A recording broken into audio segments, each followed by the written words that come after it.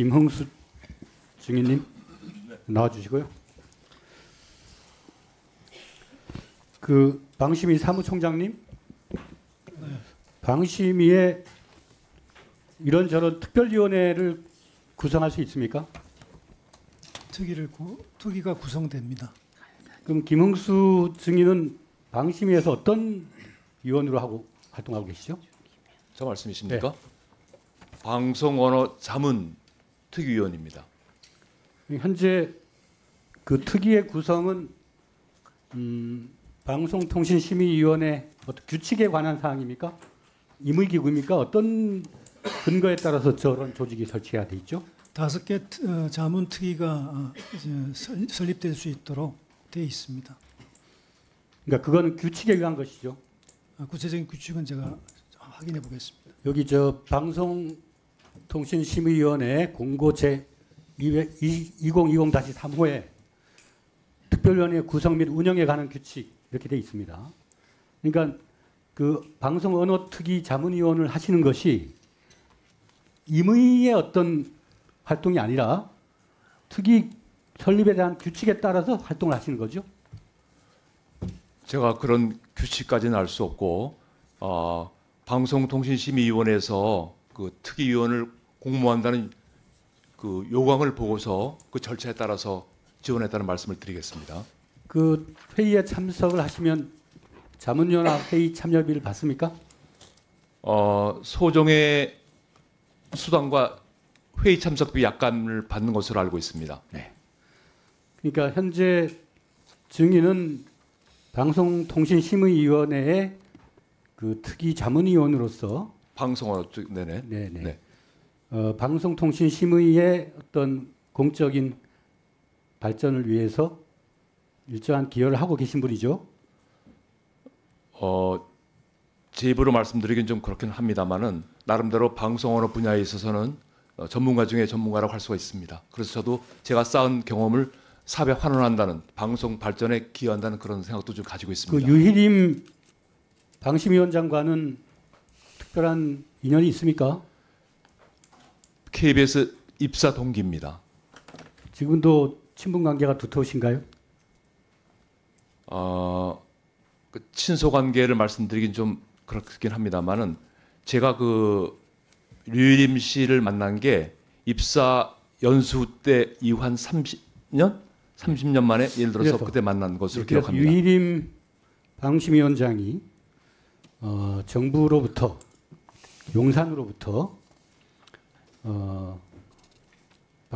대통령님의 또 심기와 연관된 이런저런 방송 보도에 대해서 신속 심의 절차를 만들고 또 자기 동생 심지어 아들 이런 사람을 동원해서 민원 사주를 넣었단 말입니다. 그런데 우리 김흥수 자문위원은 방심위의 특별위원회 규칙에 따라서 설립된 특위의 자문위원임에도 불구하고 공정하고 객관적으로 진행해야 할 방송심의 관련 사항에 대해서 본인도 본인과 동생과 자녀, 아들을 동원했죠? 저는 아들이 없습니다. 그럼 자녀 누군가 있나요? 우리 딸들이 셋이 있습니다. 네. 네, 제가 다 기록을 갖고 있습니다. 네네. 방송심의를 방송사에 계속 봤으니까 아시겠죠? 네. 그 행위가 특정한 사람의 집안과 가족을 동원해서 사적 이해관계자들로 의하여 민원이 제기된다면 그 심의의 객관성과 공정성을 보장받을 수 있습니까? 우선 사실관계를 하나 좀 말씀드릴게. 아까 의원님이 지적하신 것 중에 방송언어 특위위원으로 왜 그런 민원 쪽에 말씀하셨는데 제가 그 민원을 제기한 것은 방송언어 특위위원이 되기 전의 사항입니다. 그때 저는 그런 게 특위위원이 아니었다는 말씀을 드립니다. 그런 활동을 인정받아서 나중에 그런 특위위원이 되셨나요?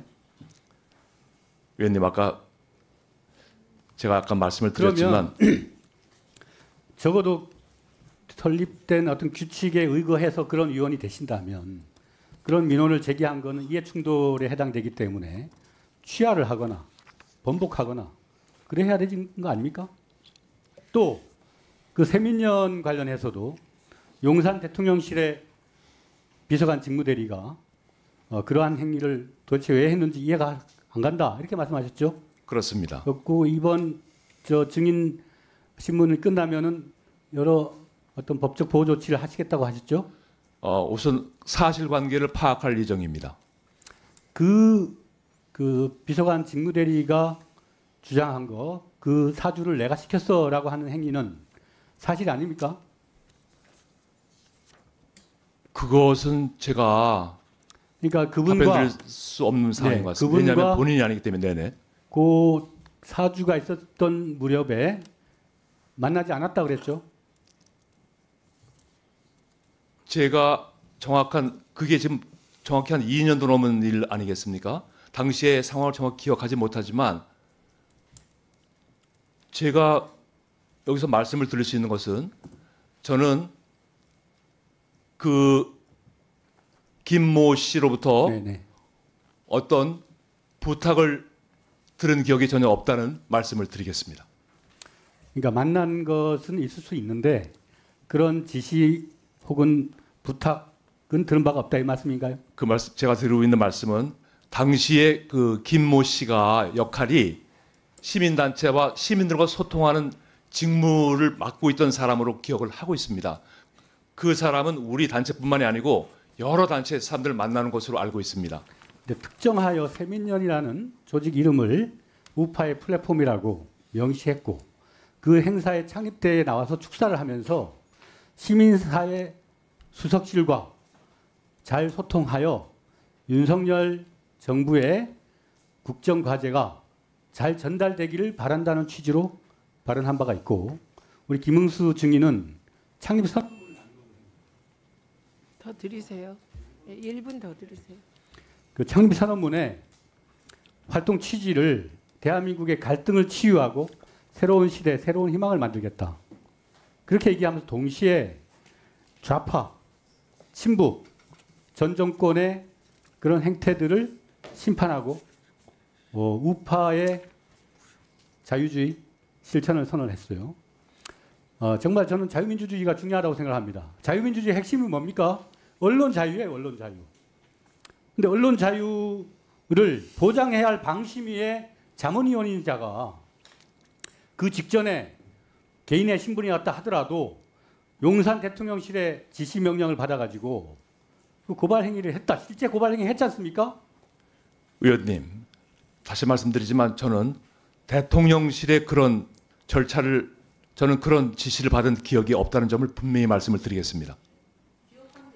아까 만나지 않았다고 했다가 지금 1분 더 드리세요.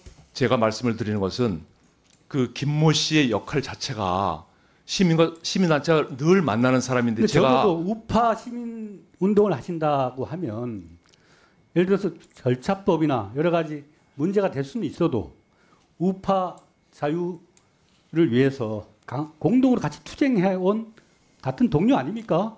그분이 그렇잖아요. 그럼 그분이 그런 발언을 하고 녹취록이 나왔을 때 경위를 파악하기 위해서 전화를 해보거나 안 했습니까? 저는 전화를 한 번도 한 적이 없습니다. 그럼 동지적 관계는 이제 아닌가요? 동지적 관계란 표현을 그 윤석열 정부를 같이 만들었고 그 윤석열 정권의 성공을 위해서 함께 노력하는 동지라고 알고 있는데 이렇게 처지가 어려워지니까 그냥 그렇게 돌아서서 비난하고 자신은 관련이 없다 이렇게 하시는 게 정당한 윤석열 정권을 창출한 한 사람으로서 그 도리가 의원님, 제가 아까 말씀을 드릴 때 제가 지금 당장 이 방심위에 이 여기에 증인으로 나와 있는 상황인데 그리고 그 김모 씨의 그 상황은 최근에 며칠 전이라는 상황인데 제가 거기까지 신경 쓸 겨를이 아까 전혀 없다고 말씀을 드린 바가 있습니다.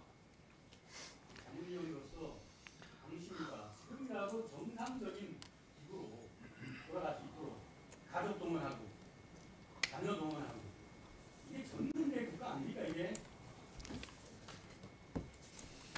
좀 그런 문제에 대해서는 이 자리를 빌어서 국민들을 향해서 정당하고 똑똑하지 못한 행동으로 보인다 발언을 행사하겠다. 그런 성찰적 발언을 할 수 있습니까? 저희 단체를 말씀하셨는데 정말 저희 단체 설립 목적이 대한민국만큼 갈등이 많은 나라가 없다. 남녀 갈등, 세대 갈등, 지역 갈등 이것 좀 제발 치유해서 미래를 함께 나아가자는 취지로 만들어진 그런 단체입니다. 저희들은 그 목적을 위해서 앞으로 전진할 뿐이라고 말씀을 드릴 수가 있습니다. 우리의 최고 목표는 국민을 함께 통합하는 일이라고 말씀드릴 수 있습니다. 언론의 자유에 재갈을 물리고 방심이라고 하는 중요한 권력과 심의 기구를 활용을 해서 지금 방송사의 후배들, 기자들, 아나운서들이 자유롭게 말할 수 없는 사회를 만들어놨잖아요. 안 그렇습니까? 윤석열 정부 자유 중요하게 생각하는데 그 자유가 권력 남용의 자유는 아니지 않습니까? 그 시민단체를 만들 때 공기가 있을 거 아닙니까? 공기에 부합하게 행동하지 않았다면 성찰해야죠. 아니 김웅수 증인, 네. 대한민국 갈등 해소와 방심이 가족 동원해서 민원 넣는 게 무슨 상관입니까? 정말 듣다 이런 궤변은 처음 봅니다. 들어가세요.